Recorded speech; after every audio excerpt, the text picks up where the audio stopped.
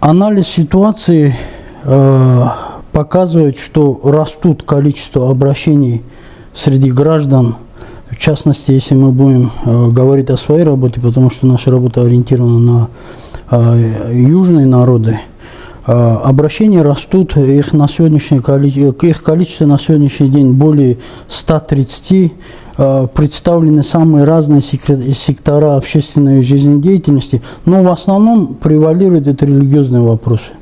Проблематика решения, конфликтность, потому что есть вызовы региона, которые, к сожалению, именно лезгинами сегодня не решены. Я имею в виду прежде всего это масляты, которые нам надо определиться, сделать какой-то институт, вспомогательный орган, который мог бы пойти навстречу в решении этих вопросов. И, во-вторых, чаще привлекать религиозную среду Южного Дагестана на решение конкретных задач. И вообще потенциал религиозных организаций Юга, он абсолютно не востребован сегодня.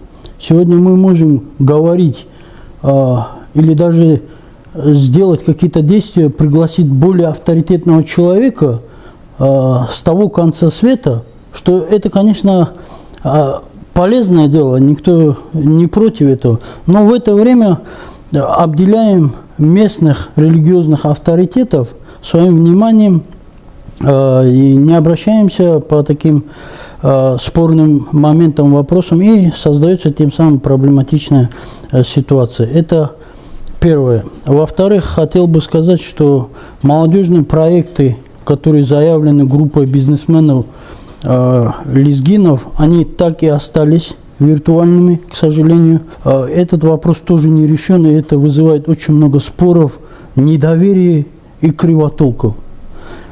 Никто не объясняет, нет должной информационной поддержки проектов лезгин, вообще нет никакой должной информационной работы в направлении Южного Дагестана. Что греха таит, надо признаться. У нас даже лезгинского телевидения нету. Нету. Сегодня нету ни одной хутбы на лезгинском языке в регионе. Нету открытых уроков. Не представлены стенды на различных выставках. Это второе. И в-третьих, все-таки хотел бы обозначить и призвать руководство ФЛНК ориентировать свою деятельность на развитие и даже, я бы сказал, на сохранение тех ценностей, которые у нас были, потому что они практически утрачены. Необходима огромная работа, титанический труд, чтобы хотя бы вернуться на уровень 90-х годов. Потому что деградация полнейшая. Пьянство, алкоголизация, наркомания, прелюбодеяние и прочее, прочее. И, конечно же, надо остановить поток миграции, потому что южные села, они попросту вымирают.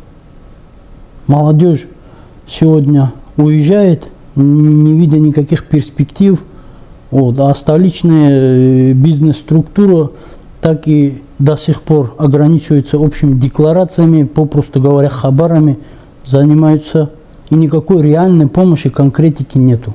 Со всеми структурами всех национальных этнических сообществ, которые представлены в регионе. Вот взять конкретно, если пример кумыкской общественности. Мы договорились о взаимном сотрудничестве и уже восполняем тот пробел, который был эти десяток лет нами допущен, и участвуем в мероприятиях друг друга.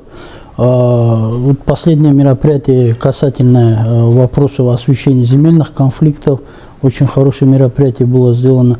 То же самое касается лакской общественности. Кстати, лакские предприниматели предлагают достаточно компетентный проект, востребованный. Это реанимировать историческую дорогу Ахты-Кумух, которая через Какмадокский перевал когда-то функционировала, причем она по себестоимости не требует огромных затрат. Большая часть этой дороги до сих пор функционирует и может прекрасно служить базой для товарообмена, продуктов питания, общей интеграции культуры двух народов и достаточно стать таким мощным локомотивом развития в этом регионе. И потом интеграция сегодня самих лакцев в лезгинскую среду и лезгин в лакскую, она была бы полезна обоим народам. Не только в части обновления там, крови, там, если своими словами говорить, и вообще сохранение идентичности этих народов, потому что сегодня серьезная угроза идет.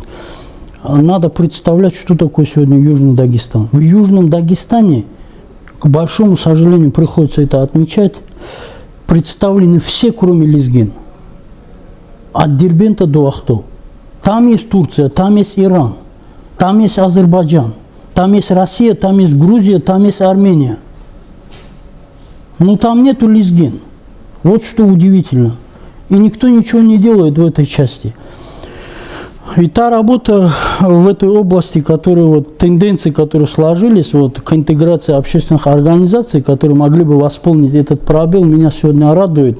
Но опять-таки скажу, что это пока остаются декларациями конкретных вливаний, созданий каких-то общественных структур, каких-то правовых организаций, даже правозащитных, я бы сказал. Они тоже сегодня востребованы. И этот шаг, который вы сделали на международной арене, они, если как-то будет систематизировано и в регионах, могло бы принести огромную пользу.